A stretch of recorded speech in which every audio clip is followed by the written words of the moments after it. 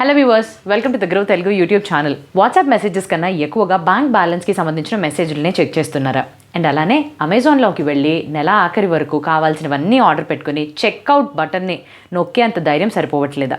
మీరు అయితే సెపరేట్గా ఆర్ ఒంటరిగా అయితే లేరండి. మీకులాగా నాకులాగా చాలామంది అలాంటి లక్షణాలు కలిగిన వాళ్ళే ఉన్నారు. అయితే ఇటువంటి లక్షణాలు కలిగిన వాళ్ళని మారువేషంలో ఉన్న ఫినాన్స్ గురువులు అని అంటున్నారంట. అదేంటది? కొంచెం పిసినారిగా ఉంటున్నాం, అంత డబ్బులు సరిపోవట్లేదు కదా, మళ్ళీ ఇందులో ఫినాన్స్ గురువు అనే ట్యాగ్ ఏంటి? అయితే నేను ఈ వీడియో ద్వారా మీ ముందుకు ఒక 8 లక్షణాలని తీసుకుని రాబోతున్నాను, తెలియపరచిపోతున్నాను. ఈ 8 లక్షణాల్లో ఏ ఒక లక్షణం ఆర్ ఎక్కువగా లక్షణాలు ఉంటే కానీ తప్పకుండా మీరు ఒక ఫినాన్స్ గురు ఈ పర్టికులర్ మార్గంలోనే రైట్ ట్రాక్లోనే నడుస్తున్నట్టు. అయితే 8 లక్షణాల్లో ఒకటి కూడా లేకపోతే కూడా మీరేమీ బాధపడి కంగారు పడాల్సిందైతే లేదు. ఈ వీడియో ద్వారా ఇటువంటి లక్షణాలని మీలో మీరు అలవాటుల కింద అమర్చుకుంటే తప్పకుండా ఆర్థిక స్వేచ్ఛను అనేది త్వరలోనే పొందుతారు. సో ఇంకెందుకు ఆలస్యం, వెళ్ళిపోదాం ఈ వీడియోలోకి. కానీ వీడియోలోకి వెళ్ళడానికన్నా ముందు తెలుసు కదా, మీరు కానీ మొట్టమొదటిసారిగా మా గ్రో తెలుగు యూట్యూబ్ ఛానల్లో వీడియోస్ కానీ చూస్తున్నట్టయితే తప్పకుండా బెల్ ఐకాన్ని క్లిక్ చేయండి. ఎందుకంటే చాలా ఇంపార్టెంట్ అండ్ ఇన్ఫర్మేటివ్ కంటెంట్ని మేము ముందుకు ఎప్పటికప్పుడు తీసుకొస్తూనే ఉంటాం కాబట్టి. నేను సిఏ హిరణ్మయ్ అండ్ ఈరోజు మనం చూడబోయేది 8 లక్షణాలు ఏవైతే మీరు డబ్బులతోటి చాలా మంచి ఒక రిలేషన్ని మెయింటైన్ చేస్తున్నారు అనే విషయాన్ని తెలియపరచడం కోసం.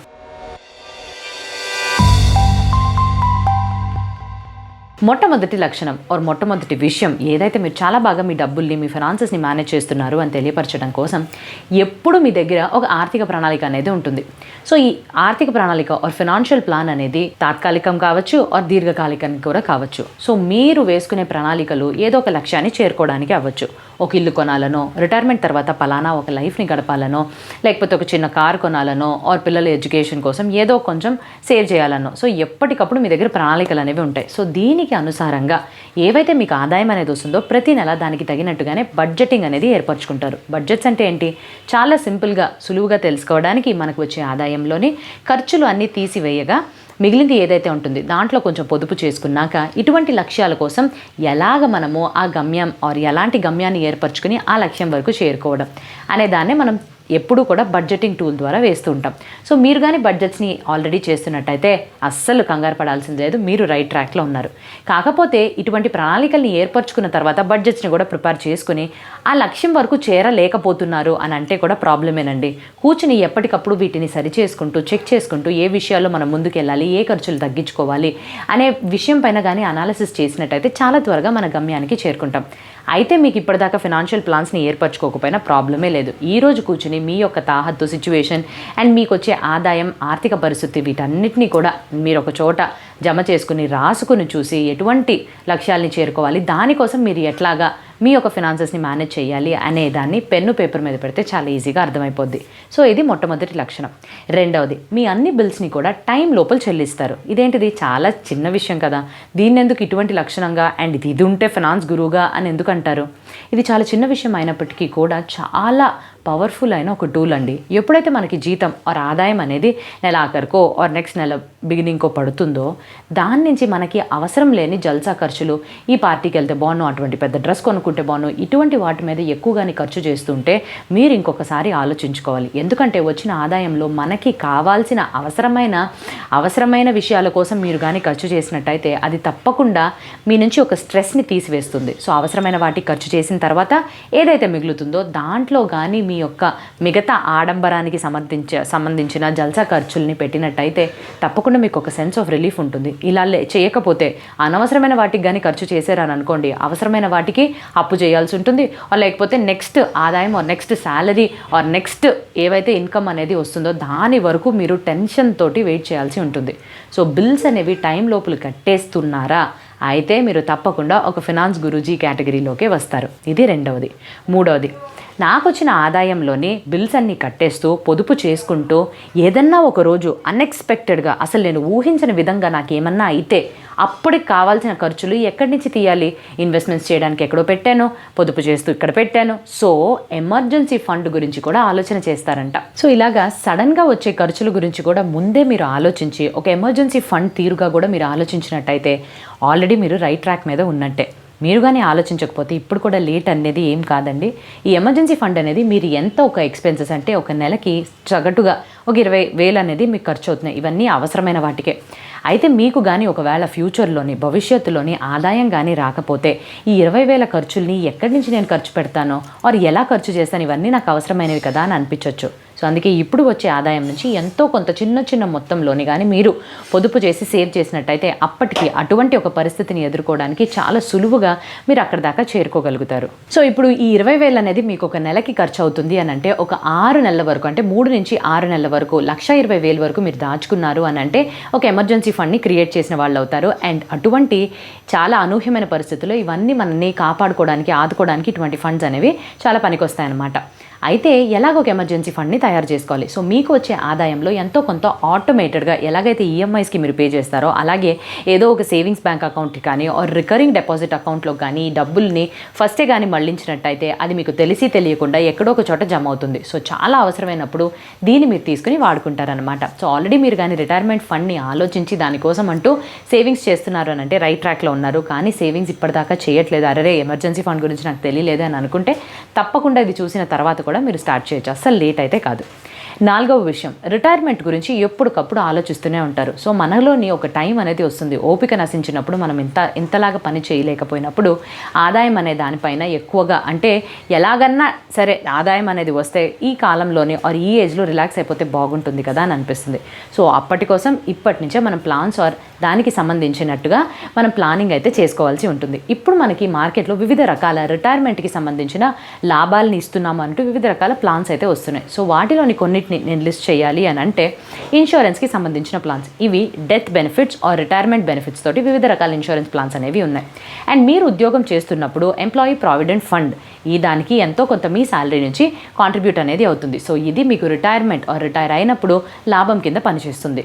3వది, ఎంప్లాయీ ప్రావిడెంట్ ఫండ్ కాకుండా పబ్లిక్ ప్రావిడెంట్ ఫండ్లో కూడా మీరు ఇన్వెస్ట్మెంట్స్ చేయొచ్చు. మీరు ఎంతైతే ఇన్వెస్ట్మెంట్స్ చేస్తారో మ్యాక్సిమంగా 1,50,000 వరకు మీ ఇన్కమ్ ట్యాక్స్ రిటర్న్స్ ఫైల్ చేసుకునేటప్పుడు ఏటీసీలో డిడక్షన్ కింద క్లెయిమ్ చేసుకోవచ్చు.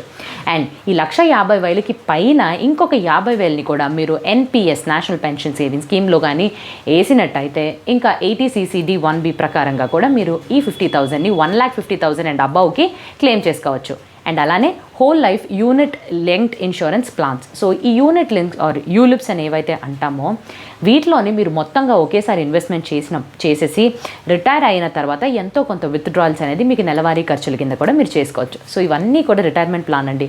మీ యొక్క ఆర్థికంగా మీ యొక్క పరిస్థితిని మీరు అంచనా వేసుకున్న తర్వాత అసలు రిటైర్మెంట్కి ఎంతవరకు నాకు కావాల్సి ఉంటే వారు ఎంత డబ్బుల్ని కానీ నేను పోగేసి ఒక కార్పస్ని క్రియేట్ చేసుకుంటే చాలా పీస్ఫుల్గా ప్రశాంతంగా నేను లైఫ్ని గడుపుతాననే విషయాన్ని తెలుసుకోవాలి. అండ్ ఎంత త్వరగా మీరు ఈ రిటైర్మెంట్ కోసం కానీ జమ చేయడం కానీ మొదలు పెడితే కాంపౌండింగ్ ఎఫెక్ట్ పనిచేసి తీరులో అంటే ఆఖరిలో మీకు చాలా మంచి రిటర్న్స్ అనేవి లభిస్తాయి. సో ఇది 4వ విషయం. 5వది ఇన్వెస్ట్మెంట్స్. సో వచ్చిన డబ్బుల్లో ఆదాయంలో ఎక్స్పెన్సెస్ పోగా ఎమర్జెన్సీ ఫండ్స్ క్రియేట్ చేసుకోగా రిటైర్మెంట్ బెనిఫిట్స్ని ఆలోచిస్తున్నప్పుడే మంచిగా నేను ఇన్వెస్ట్మెంట్స్ చేసినట్టయితే చాలా మంచి ఆదాయాన్ని పొందుతాను కదా అని అనుకోవడం, మీ దగ్గర ఉండే ఆస్తుల్ని కూడా అలా వదిలేయకుండా దాని నుంచి ఎంతో కొంత ఇన్కమ్ని జనరేట్ చేసుకోవాలన్న ఆలోచన ఉండడం. సో ఎక్కడన్నా ఒక పొటెన్షియల్గా అరే ఈ పర్టికులర్ అమౌంట్ వస్తుంది కదా, సో దీన్ని మనం ఇక్కడ కానీ ఇన్వెస్ట్ చేస్తే ఇంత ఎక్కువ రెట్టింపుగా మనకు తిరిగి వస్తుంది. సో ఇటువంటి ఆలోచన ఉండే ప్రతి ఒక్కళ్ళు కూడా ఒక ఫినాన్స్ గురువుతో సమానమే. అయితే మీ ఒక బ్యాలెన్స్డ్ పోర్ట్ఫోలియో క్రియేట్ చేసుకునేటప్పుడు, బ్యాలెన్స్ అంటే ఏంటి, మనం తినేటప్పుడు అన్నీ కూడా పౌష్టిక ఆహారం అనేది మనం అన్నీ కొంత వాడతాము కదా. సో అలాగే మీరు ఒక పోర్ట్ఫోలియో క్రియేట్ చేసుకుంటున్నప్పుడు కూడా ఎక్కువగా బ్యాలెన్స్డ్గా ఉండేలాగా ఉండాలి. బ్యాలెన్స్డ్ అంటే డైవర్సిఫై చేసుకోవాలి, ఒకే దాంట్లో కాకుండా వివిధ రకాల shares, bonds, mutual funds, real estate, gold, వీటన్నిటిలో కూడా ఎంతో కొంత పర్సెంటేజెస్లో మీరు ఇన్వెస్ట్మెంట్ చేస్తే ఒకటి సరిగ్గా పర్ఫామ్ చేయనప్పుడు ఇంకొకటితోటి అది మ్యాచ్ అవుతుందన్నమాట. సో ఈ రిస్క్ అనేది ఓవరాల్గా మీకు తగ్గిపోతుంది. సో ఇన్వెస్ట్మెంట్స్ కూడా చేసే ప్రణాళికలు మీ యొక్క బడ్జెటింగ్ టూల్లో కానీ మీరు అప్పుడే ఇంక్లూడ్ చేసినట్టయితే తప్పకుండా మీరు రైట్ ట్రాక్లో వెళుతున్నట్టే. 6వ విషయం, ఎప్పుడన్నా మీ దగ్గర ఎక్స్ట్రా మనీ ఉంటే దీన్ని ఖర్చు పెట్టాలని మనసు మీకు అస్సలు రాదు. అంటే ఏదైనా ఒక ఎక్స్ట్రాగా ఉంటే ఓ పార్టీ చేసుకుందామో, బిర్యానీ ఆర్డర్ చేసుకుందామో, ఫ్రెండ్స్ బయటకు వెళ్దామో, ఇటువంటి వాటికన్నా అరే నాకు ఈ డెట్ ఉంది కదా, ఈ క్రెడిట్ కార్డ్ బిల్ నేను కట్టలేదు కదా, సో ముందుగానే తీర్చేసుకుందాము, లేకపోతే ఇక్కడ మనం ఇన్వెస్ట్మెంట్ చేస్తే ఎక్కువ వస్తుంది. సో ఇటువంటి మైండ్ సెట్తో కానీ మీరు ఆపరేట్ చేసి ఆలోచన చేస్తున్నట్టయితే తప్పకుండా మీరు ఒక మంచి అంటే ఒక ఫినాన్స్ గురువులాగే ఆలోచిస్తున్నట్టు. ఎందుకు అని అంటే ఎప్పుడు మనీని కూడా ఒక అవసరం లేని విషయం మీద ఖర్చు పెట్టడం కన్నా మనకి ఇది ఎంత రెట్టింపుగా ఎలా ఈ మనీ మన కోసం పనిచేసి మంచి లాభాన్ని తీసుకొచ్చి పెడుతుంది అనే తీరులో ఆలోచిస్తున్నట్టయితే అదొక మంచి విషయం. అండ్ ఇది 6వ లక్షణం. 7వది డెట్ ఫ్రీగా ఉండడం, అసలు అప్పులే తీసుకోకుండా ఉండడం, ఇది పాసిబులా? ఏదో ఒక టైంలో ఎంతో కొంత మనం రుణం అనేది తీసుకోక తప్పదు. కాకపోతే ఈ రుణాలు తీసుకున్నప్పుడు కూడా మన యొక్క ఫోకస్ ఎప్పుడెప్పుడా ఆ రుణాన్ని తీర్చేసుకుందాము, ఎప్పుడెప్పుడా కొంచెం రుణం లేకుండా ఫైనాన్షియల్గా చాలా స్ట్రెస్ ఫ్రీగా ఉందాము అనే ఒక ఆలోచన తీరు చేస్తున్నట్టయితే మీరు అక్కడే ఉన్నట్టు. సో ఎన్ని రకాల రుణాలు ఉంటాయి? పర్సనల్ లోన్స్ తీసుకోవచ్చు, ఎడ్యుకేషన్ లోన్ తీసుకోవచ్చు, మార్టిగేజ్ లోన్. ఏ లోన్ తీసుకున్నప్పటికీ కూడా మీ యొక్క ఆదాయం నుంచి ఈఎంఐ కట్టగా ఎంతో కొంత మీరు సేవ్ చేస్తున్న ఏ ఇన్వెస్ట్మెంట్స్లో వేసినా ఒకానొక టైంలో అవి బ్రేక్ చేసి ఈ లోన్స్కి కట్టేసుకున్నట్టయితే మీకు అదొక మంచి స్ట్రెస్ ఫ్రీ సిచ్యువేషన్కి ఆర్ పరిస్థితికి తీసుకెళ్తుంది.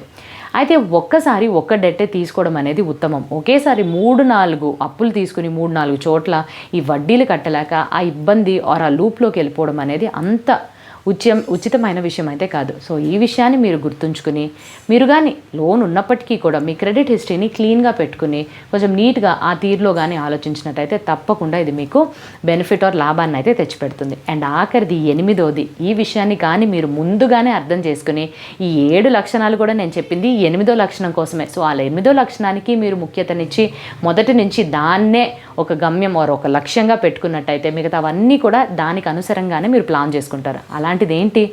ఆర్థికంగా ప్రశాంతతని పొందడం. అది ఆర్థికమైన ప్రశాంతత ఎప్పుడు వస్తుంది?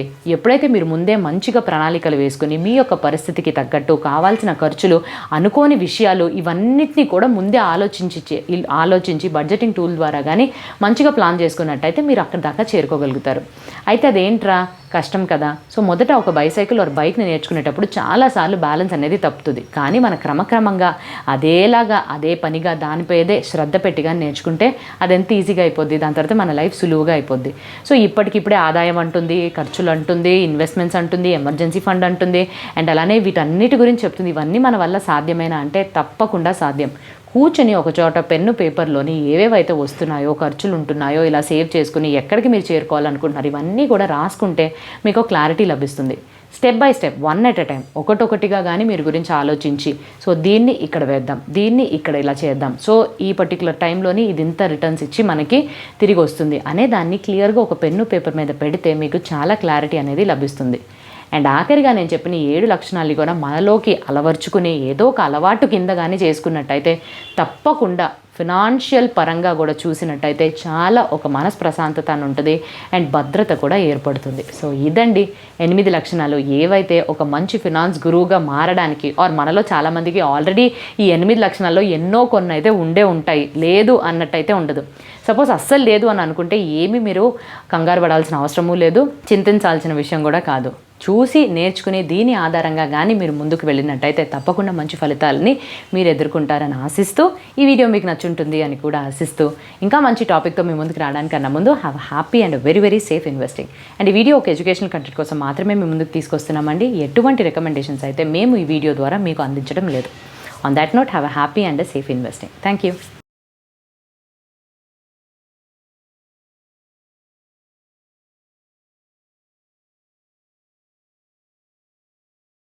Investment in securities market are subject to market risks. Read all the related documents carefully before investing. Please read the risk disclosure documents carefully before investing in equity shares, derivatives, mutual fund, and or other instruments traded on the stock exchanges.